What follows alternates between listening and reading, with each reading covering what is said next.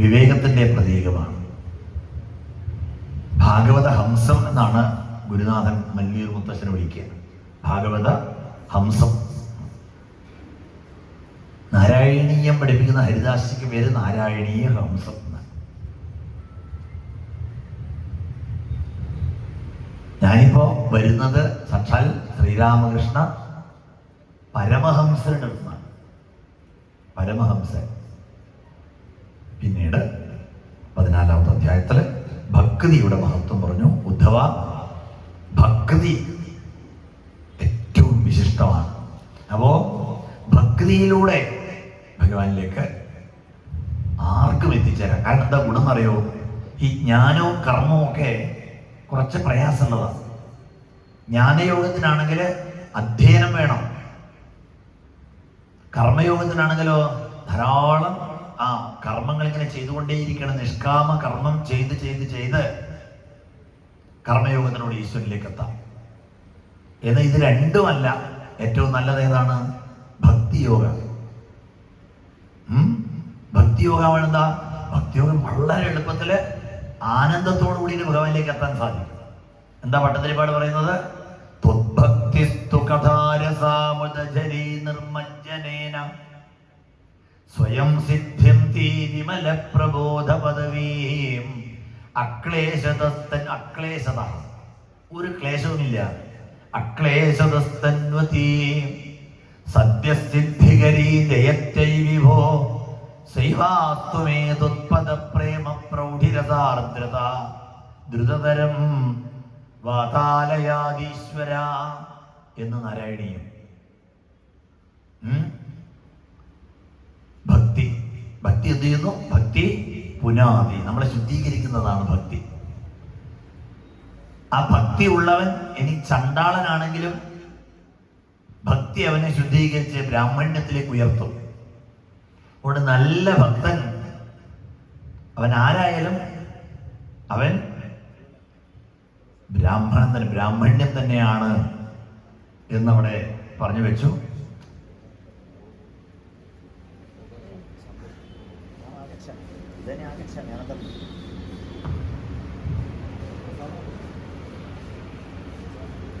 പാരമേഷ്ട്യം മഹേന്ദ്രദൃഷ്ട്യം പറയാനോടെ.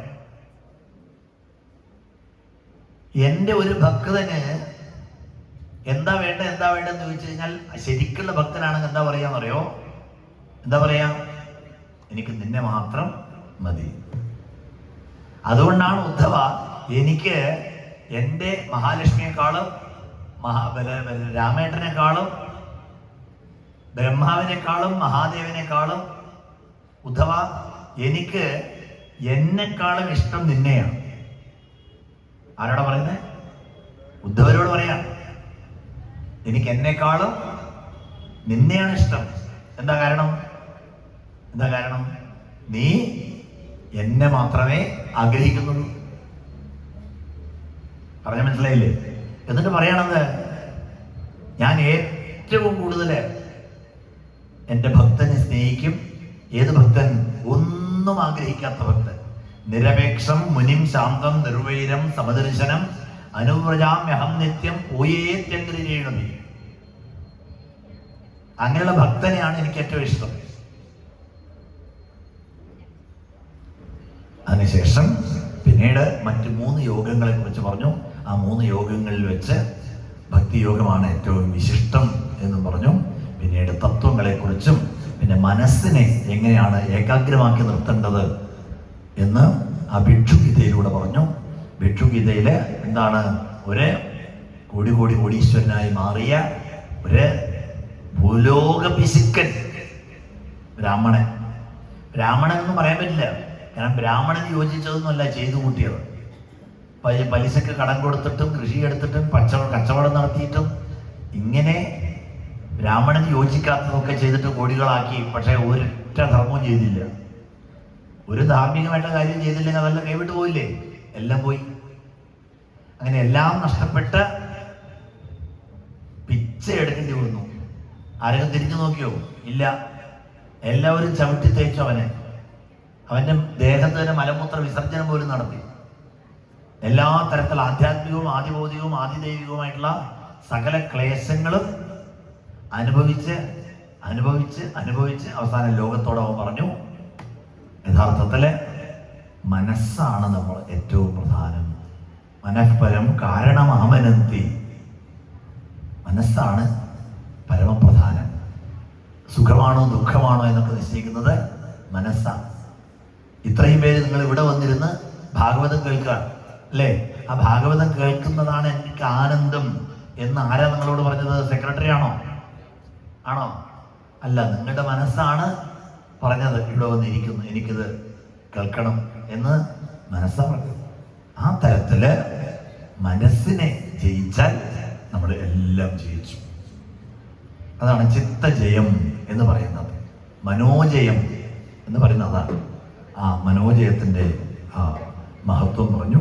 പിന്നീട് എത്ര തത്വങ്ങൾ എന്ന് ചോദിച്ചു.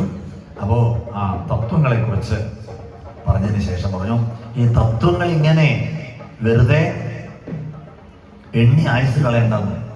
എത്ര തത്വം ഉണ്ടെന്ന് ആയുസ് കളയണ്ട. എന്തറിഞ്ഞാൽ മതി? തത്വം അറിയുക, മുക്തി കിട്ടും. ഏതുപോലെ മാവിൻ്റെ ചോട്ടിൽ വന്നിട്ട് എത്ര മാമ്പഴമുണ്ട് എന്ന് എണ്ണിക്കൊണ്ടിരുന്നു കഴിഞ്ഞാൽ വിശപ്പ് മാറുമോ? മാറുമോ? ഇല്ല. ആ മാവിൽ നിന്നും നല്ല പഴുത്ത മാമ്പഴം എടുത്ത് കഴിച്ചാൽ വിശപ്പ് മാറും. അതുപോലെയാണെന്ത്? തത്വത്തെ അറിയുക, അല്ലാതെ തത്വത്തെ എണ്ണുക അല്ല ചെയ്യുക. ആ തത്വത്തെക്കുറിച്ചും ഒക്കെ സൂചിപ്പിച്ചു. അതിനുശേഷം പിന്നീട് ഇന്ദ്രിയങ്ങളെ നിയന്ത്രിച്ചില്ലെങ്കിൽ ക്ലേശിക്കേണ്ടി വരും എന്ന് പുരൂരവസന്റെ കഥ പറയാം. പുരൂരവസ പണ്ട് ആരെ മോഹിച്ചു? ഉർവശിയെ മോഹിച്ച് ഉർവശിയുടെ കൂടെ സ്വർഗത്തിലേക്ക് പോയി. അവിടെ ചെന്നിട്ട് കുറേ സുഖങ്ങളൊക്കെ അനുഭവിച്ചിട്ട് അവസാനം മനസ്സിലായത് വെറുതെ വ്യർത്ഥമാണ് എന്ന് മനസ്സിലായി.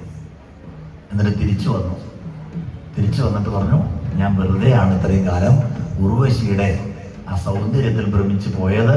ഇപ്പം എനിക്ക് നല്ല ബോധ്യം വന്നു. ഒരു കാരണവശാലും ഇന്ദ്രിയങ്ങളുടെ പിറകെ പോകരുത് എന്ന് എനിക്ക് ഉർവശി പഠിപ്പിച്ചു തന്നു. ആര് പറയാണ്? പുരൂരവസ്ഥ.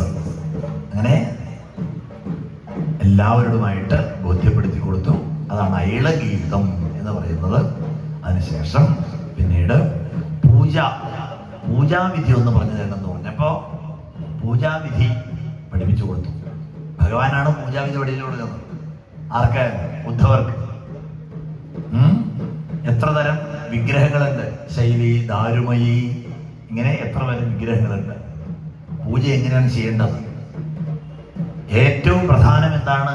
ഭക്തിയാണ്. പൂജാദ്രവ്യങ്ങളെല്ലാം ഏറ്റവും ശുദ്ധമായിരിക്കണം. ഇത് നമ്മൾ വളരെ ശ്രദ്ധിക്കേണ്ടതാണ്. ഇന്ന് നമ്മുടെ എല്ലാ ഹിന്ദു ക്ഷേത്രങ്ങളെയും, എല്ലാ എന്ന് പറയുന്നില്ല, ഒട്ടുമിക്ക ഹിന്ദു ക്ഷേത്രങ്ങളെയും ബാധിക്കുന്ന ഒരു വലിയ പ്രശ്നമാണെന്ത്? ശുദ്ധമായ പൂജാ സാമഗ്രികൾ എവിടെയും ഇല്ല. മനസ്സിലായില്ലേ? ക്ഷേത്രത്തിൽ പൂജ ചെയ്യുന്ന ആ സാമഗ്രികൾ ശുദ്ധമായാലേ ക്ഷേത്രത്തിലെ ചൈതന്യം നിലനിൽക്കുള്ളൂ, വർദ്ധിക്കുള്ളൂ. മനസ്സിലായോ?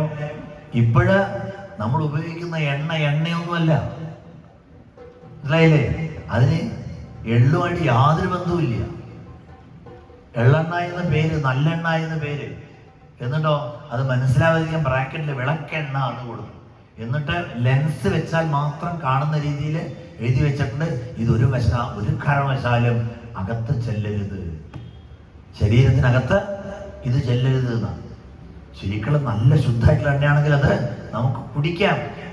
എണ്ണ ഒഴിച്ചിട്ട് ഭക്ഷണം കഴിക്കാറുണ്ട്. നല്ല എണ്ണ ഉപയോഗിച്ച് ഭക്ഷണം.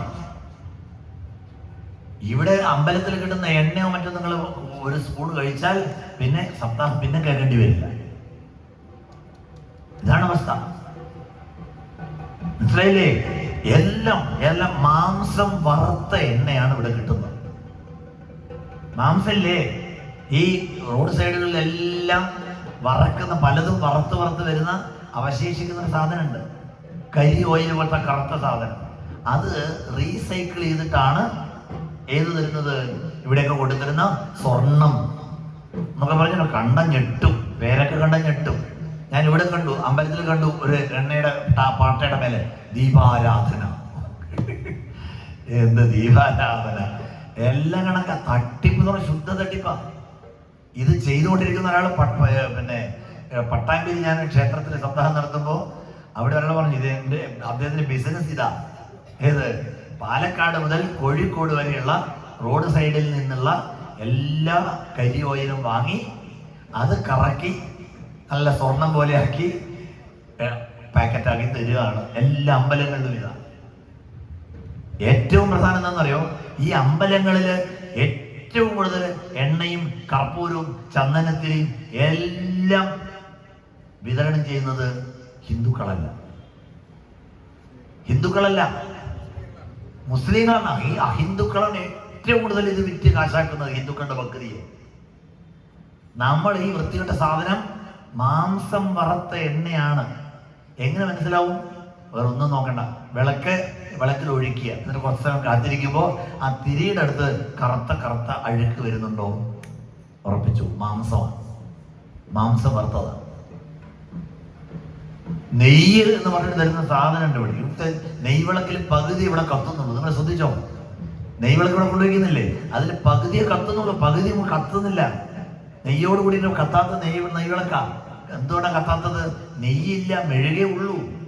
അതിൽ നെയ്യില്ല. നെയ്യുണ്ടെങ്കിലല്ലേ പറ്റുള്ളൂ. ഇങ്ങനെ ക്ഷേത്രത്തിൽ കിട്ടുന്ന സർവമായ പിന്നെ എങ്ങനെ ചൈതന്യം കൂടും? ക്ഷേത്രത്തിന്റെ ചൈതന്യം കൂടണമെങ്കിൽ ക്ഷേത്രത്തിലെ സാധനങ്ങളൊക്കെ ഏറ്റവും ശുദ്ധമാവണം, എന്നാലേ പറ്റുള്ളൂ. ചന്ദനം ഞാൻ മിനിയൊന്നും മറ്റും പറഞ്ഞതാണല്ലോ, കേട്ടില്ലേ? അല്ലെ, ചന്ദനത്തിൽ ചാ പോലും ഇല്ല, എന്നിട്ട് വേണ്ടേ അത് തൊട്ടാൽ പൊള്ളും. വൃത്തികെട്ട സാധനങ്ങളാണ് കൊടുക്കുന്നത്. ചന്ദനം, കുങ്കുമം. എന്ത് കഥ! കുങ്കുമം എന്ന് പറഞ്ഞാൽ മഞ്ഞളല്ലേ ശരിക്കും? മഞ്ഞൾ, നല്ല ശുദ്ധമായിട്ടുള്ള മഞ്ഞളായ പൊടിച്ച സാധനമാണ് ഈ കുങ്കുമം എന്ന് പറഞ്ഞ് വേണ്ടത്. മഞ്ഞളോ അത് ഒന്നുമില്ല. കുങ്കുമെന്ന് പേര്, കളർ സാധനം. അതുകൊണ്ട് ക്ഷേത്രത്തിൽ ഇപ്പൊ കുറേശ്ശെ ആൾക്കാര് ബോധവൽക്കരണം നടത്തിക്കൊണ്ട് കുറേശ്ശെ തുടങ്ങിയിട്ടുണ്ട്. ക്ഷേത്രങ്ങളിലെല്ലാം ശുദ്ധമായ സാധനങ്ങൾ എത്തിച്ചു തരുന്ന ഏജൻസികൾ ഇപ്പോൾ വന്നിട്ട് കോസ്റ്റ്ലിയാണ്. അത് ആദ്യം പറയാം, മനസ്സിലായില്ലേ? സംഭവം ഇപ്പോൾ ഉള്ളതിനൊക്കെ ഇരട്ടി ചെലവാണ്. അത് കമ്മിറ്റിക്കാർ തയ്യാറാവണം. ആദ്യം അതിന് തയ്യാറാവണം. എന്ത് ചെയ്യണം? ക്ഷേത്രത്തിലെ മറ്റ് ആഡംബരങ്ങള് കുറച്ചിട്ട് ഇതിനെ കൂടുതൽ നമ്മള് ചെലവഴിക്കണം. പറഞ്ഞ മനസ്സിലായില്ലേ? മറ്റ് ഇപ്പൊ ആന എഴുന്നള്ളതിൽ 5 ആനയുള്ളത് ഒരു 2 ആനയാക്കുക, ഒരു 3 ആനയെ കട്ട് ചെയ്യുക. 3 ആനയെ കട്ട് ചെയ്ത് കഴിഞ്ഞാൽ ഈ വൃത്തികെട്ട സാധനം മാറ്റിയിട്ട് ചന്ദനം കൊടുക്കാം, നല്ല എണ്ണ ഉപയോഗിക്കാം. ഉത്സവത്തിലും ഒക്കെ നടത്തുന്ന ആഡംബരങ്ങൾ കുറയ്ക്കുക.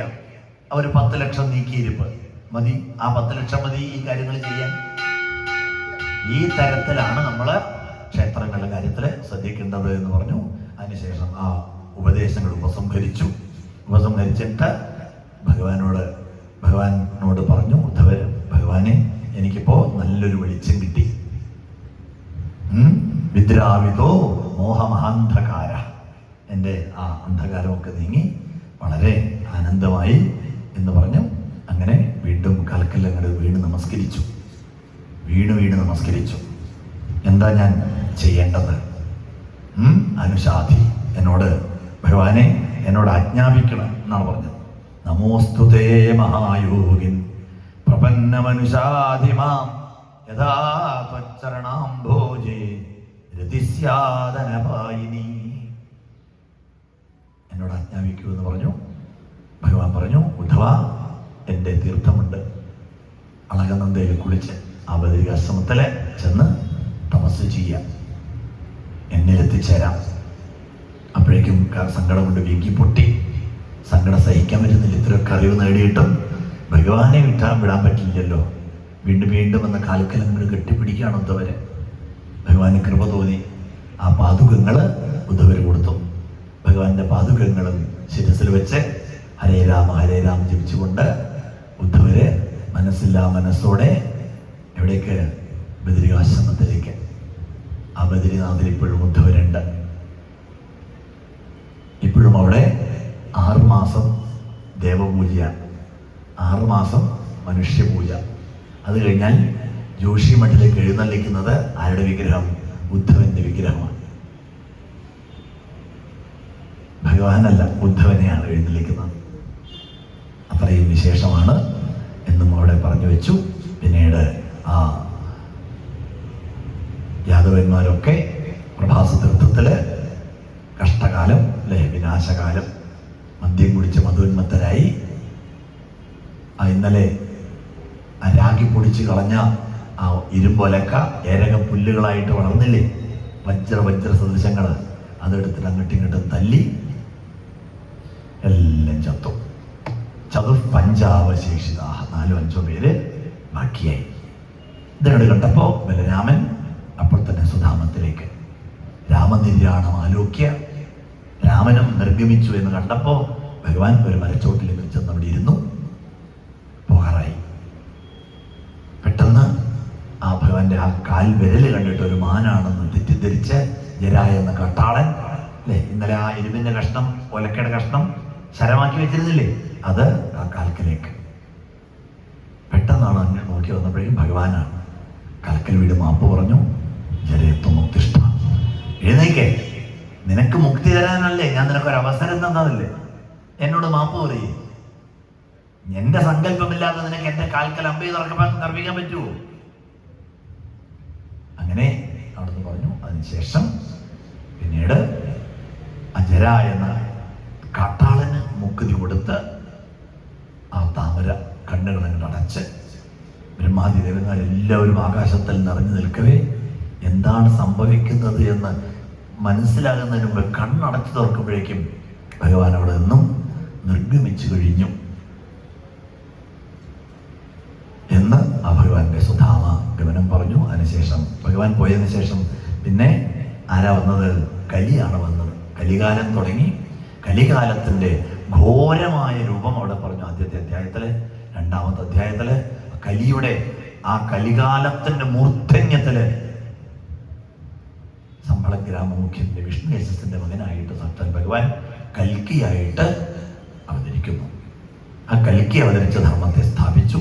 അതിനുശേഷം വീണ്ടും കൃതയുഗത്തിലേക്ക് കടക്കുന്നു എന്നവിടെ ആ കഥ പറഞ്ഞു. ഭൂമി രാജാക്കന്മാരെ നോക്കി പരിഹസിച്ച് ചിരിക്കുന്ന ഭൂമിയുടെ പരിഹാസം 3ാമത്തെ അധ്യായത്തിലും 4 വിധത്തിലുള്ള പ്രളയത്തെക്കുറിച്ച് 4ാമത്തെ അധ്യായത്തിലും പറഞ്ഞു. ഇനി എന്ത് കേൾക്കേണ്ടത്? ഇനി എന്താ? ബ്രഹ്മോപദേശം. അവസാനമായിട്ട് ബ്രഹ്മോപദേശം. അഹം ബ്രഹ്മ പരം ധാമ ബ്രഹ്മാഹം പരമം പദം ഏവം സമീക്ഷനാത്മാനം ആത്മന്യാഥായ നിഷ്കളേ എന്ന 5ാമത്തെ അധ്യായത്തില് ആ എന്ത് പറഞ്ഞു? ബ്രഹ്മ ഉപദേശം കൊടുത്തു.